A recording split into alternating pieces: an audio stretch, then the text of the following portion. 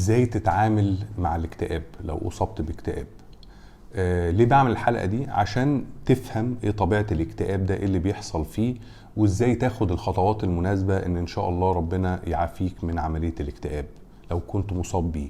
وليه بقولك لو كنت مصاب بيه؟ لان في ناس كتيرة بتلخبط ما بين الحزن والاكتئاب، والاتنين ما بينهم اعراض متشابهة، اعراض واحدة، تمام، common factors يعني. فمش كل واحد حزين نقول عليه مكتئب، لان الحزين ممكن ينعزل، يحب الايسوليشن، يلاقي نفسه الينيتد كده ويحس بغربة وعايز يقعد لوحده، وعنده نوع من السوشيال اللي بنقول عليها سوشيال سوسايد اللي كنت ذكرتها في حلقة قبل كده، لا عايز يحضر لا فرح ولا عزا، عنده مشاعر فياضة بيحب يعبر عنها، بيعيط جامد، عنده فقدان طاقة برضو. فكلنا بنمر يا جماعة باللحظات دي، وبنقول عليها حتى ممكن نسميها مجازا depressive mode. مش معنى كده انك انت بتعدي بديبريسيف مود او زعلان ان انت تبقى ديبريست. اوكي، طيب، من الفروق الواضحة جدا ما بين الزعل والحزن والاكتئاب ان الزعلان لو انت سألته انت زعلان ليه، مش هاخد وقت كتير تو فيجر اوت انه يقول لك انا زعلان بسبب كذا، انا حسيت ان انا مضطهد، حسيت ان انا ماليش لازمه، حسيت ان انا فاشل، حسيت ان انا كذا. بيقدر بالفعل يبوينت اوت الاسباب اللي بيها او السبب ان هو زعلان. اما الديبريست هيتلخبط، هتحس انه مش متاكد، ويقول لك الدنيا فجاه بقت دريننج وملهاش معنى، وحاسس ان انا مستنزف، ومش قادر بالفعل يحط ايده على السبب. ليه بقى؟ لان بيقول لك يعني بيقولوا من احد التعريفات الديبريشن ان هو حزن نسي سببه، sadness that forgot its reason.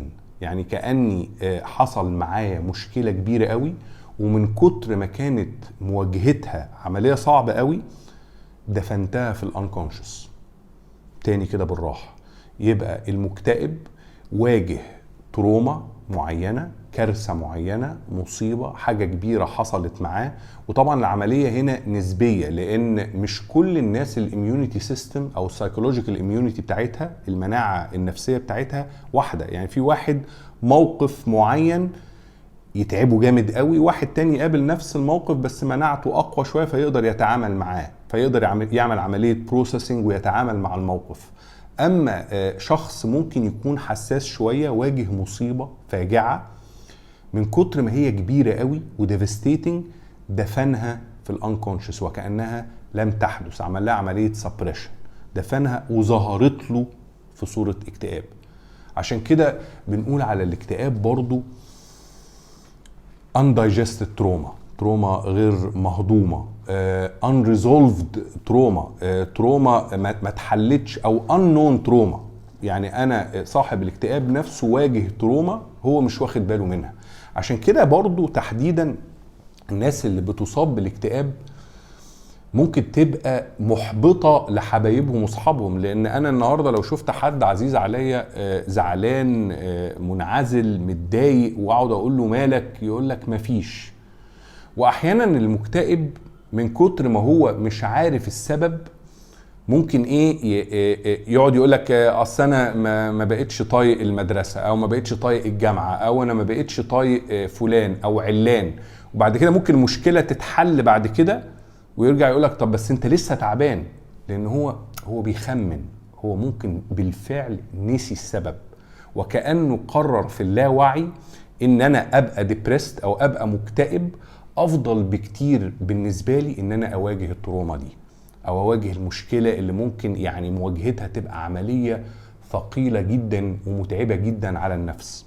واحد الامثله، يعني لو انا بتكلم على امثله التروماز، بيبقى من ضمنها جواز الشخص الخطأ اللي ممكن يترتب عليه حاجه بنقول عليها توكسيك ريليشن شيب، علاقه سامه تفضل سنين طويله في علاقه سامه، مش شرط تحديدا مع حد وحش، ولكن العلاقه نفسها سامه تصيبك بالاكتئاب.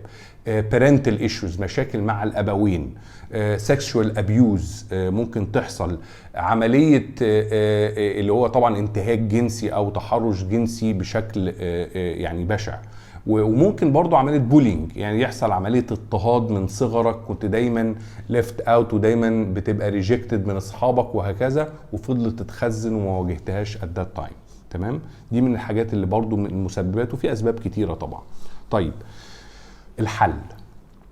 الحل النهارده، طبعا الحل له وجهات نظر، لان انا يعني في ناس مش مؤمنة أصلا إن هي تروح لدكاترة وتاخد علاج وأدوية، ويقول لك الموضوع فيه شبهة مصلحة ودي عملية اقتصادية وتسويق لأدوية معينة، وإحنا بندمن الأدوية وبناخد الأدوية وما فيش حاجة بتحصل وبنرجع تاني. في ناس تقول لك لا أنا خدت الأدوية والأدوية حسستني إن أنا كويس. الفكرة هنا في إيه؟ الاكتئاب الديبريشن بيبقى فيه كيميكال امبالانس لا شك. يعني لو اكتئاب قوي يعني up to severe depression مش mild depression ممكن يسبب chemical imbalance في المخ.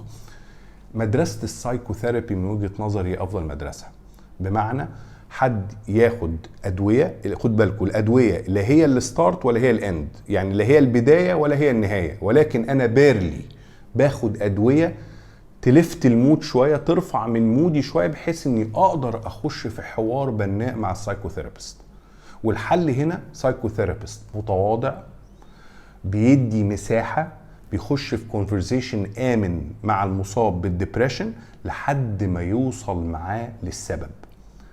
لأنه خدوا بالكم زي ما قلنا المكتئب نسي السبب أو تناسى السبب أو دفن السبب، وأحيانا بتاخد وقت قوي على ما يقدر يربط حالته بالسبب.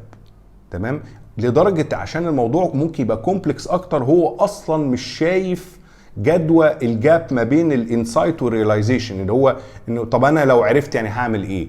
احتمال يكون بابايا كان بيتعدى عليا او مامتي كانت بتعمل ايه، احتمال يكون حد عمل معايا سيكشوال ابيوز، وكانه انتلكتشولي نظريا برضه مش عايز يخش في الموضوع، لان لو دخل في الموضوع حاسس مش هيقدر يتعامل مع الموقف. عشان كده السايكوثيرابيست الشاطر يخليه يعرف السبب، يوصلوا للسبب ويديله كل المساحة اللي يقدر عليها، من بيقول عليها حاجة اسمها emotional legitimization، شرعية لما تشعر به. تمون يحزن بقى كأنه بيحزن من أول وجديد، كأن الموضوع لسه حصل امبارح، مع أنه ممكن يكون حصل من سنين طويلة. and it's okay. ويبقى الخيار الواعي هنا ان انا احزن على الموقف واواجهه، بدل ما اكتئب واحس ان الحياة ملهاش معنى واكون يائس. اوكي يا جماعة، وربنا يعافي الجميع ان شاء الله. اشوفكم في حلقة جديدة.